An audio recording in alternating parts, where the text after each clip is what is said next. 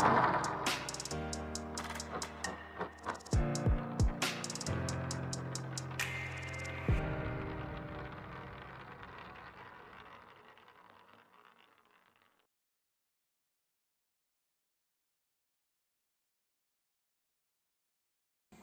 students, in the previous class we have already learned the various metabolic actions or life processes that take place in the human's body.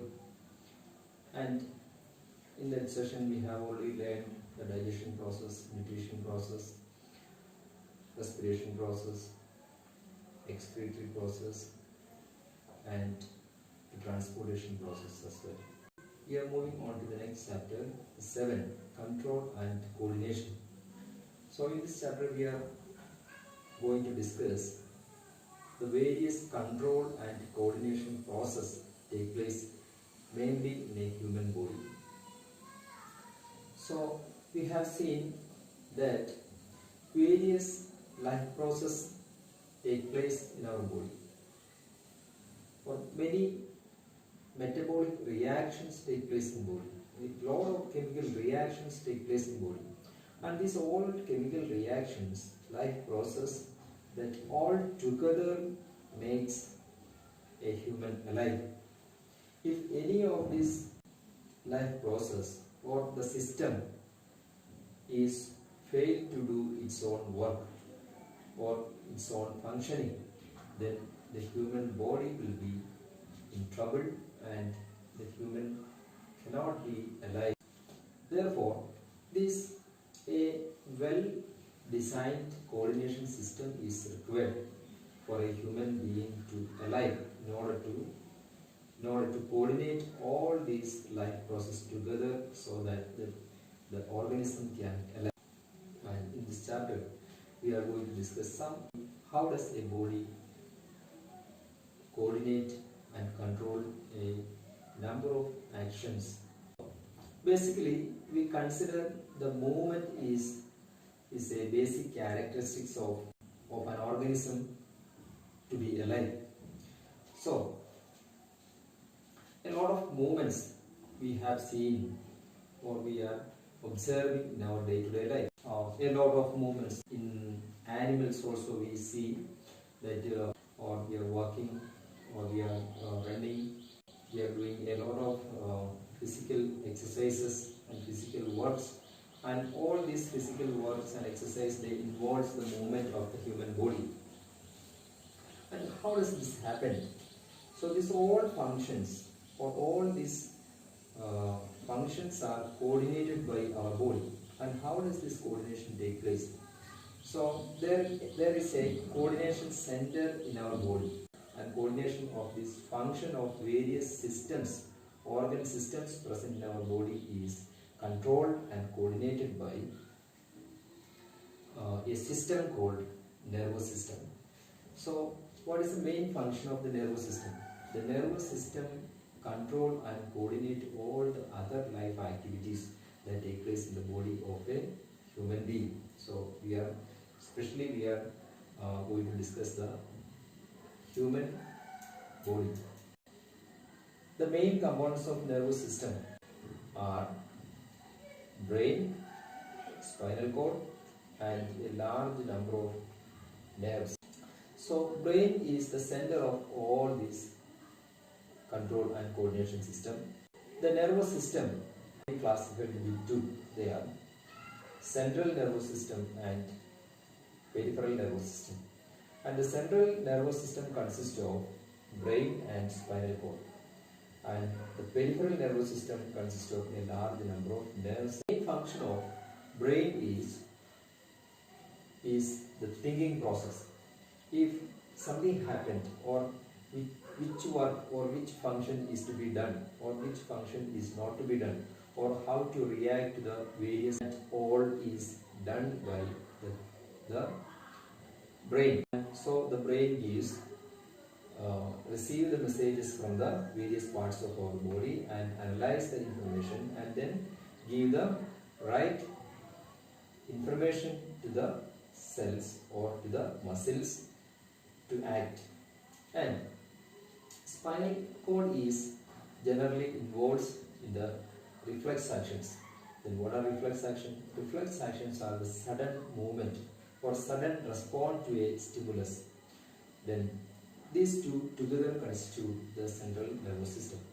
And the peripheral nervous system consists of a large number of nerves present in the body, and the main function of the nerves is to receive the information from the various parts of the body by the sense organs and carry these informations to the brain, and brain will analyze those informations and give the direction to the effective organs which are involved in that stimulus, and then these information again carried back by these nerves to the effector organ so that to act to the stimulus.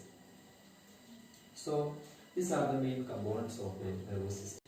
Let us see how does this happens. So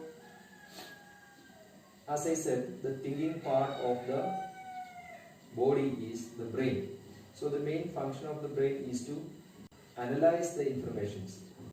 These nerve cells consist of a specially designed cells called neurons. And the function of neuron, then how does this neuron carry a signal? So the figure of neuron, okay, we can understand that a thread-like structures, a branches of thread-like structure, dendrites. And these dendrites consist of a cell body, and again it consists of a nucleus. And nucleus then leads to the axons, okay, and axon then to the nerve ending of the cell.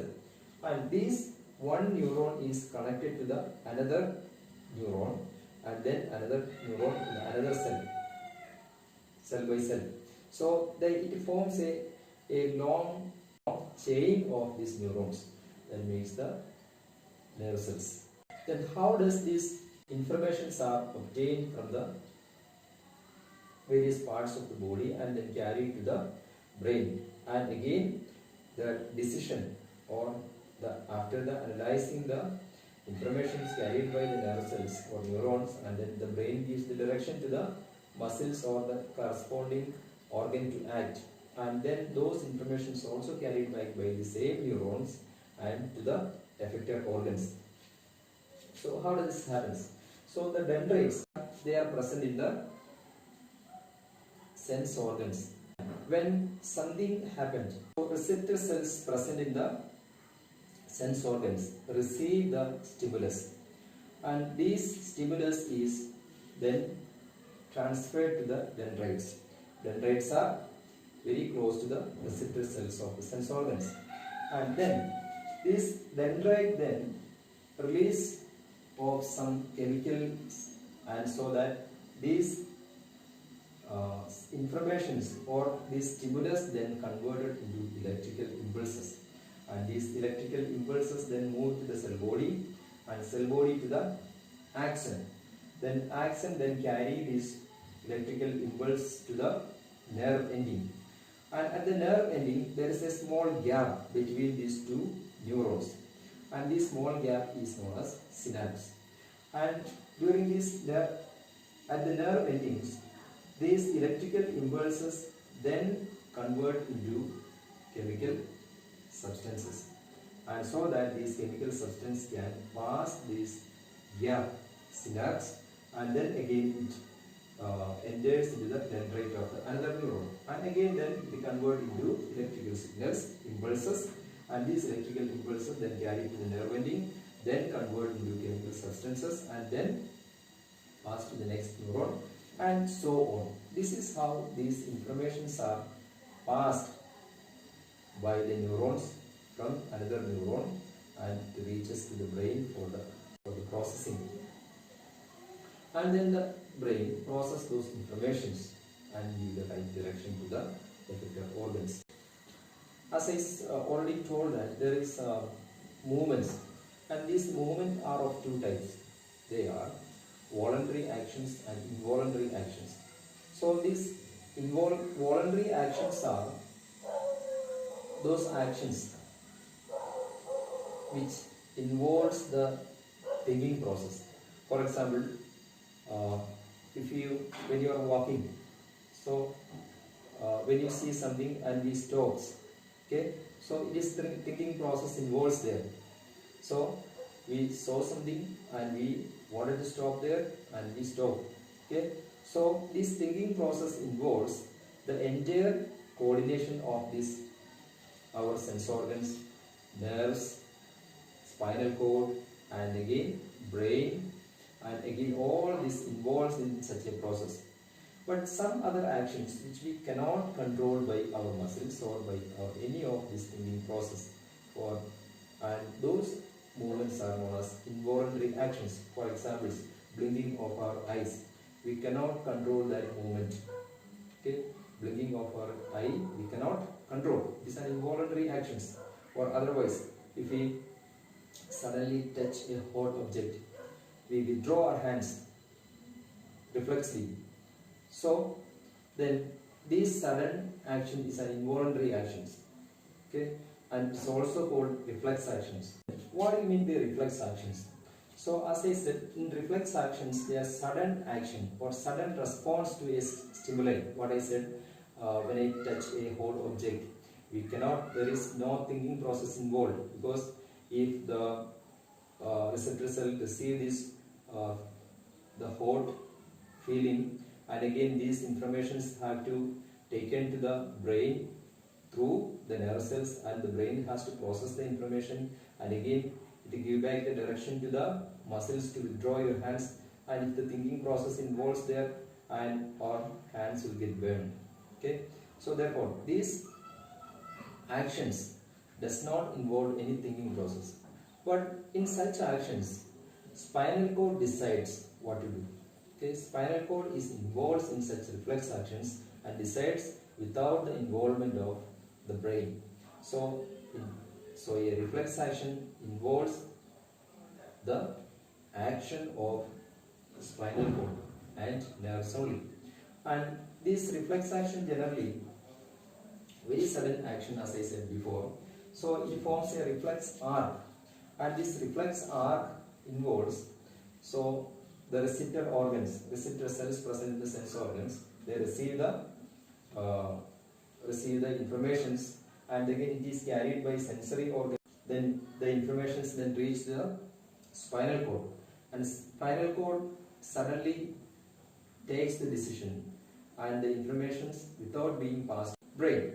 So again, then again this is information is carried back by the motor neurons. Motor neurons are mainly present in the brain and spinal cord, and then carry this information and to the effector organ. So these effector are mainly present in the muscles or glands.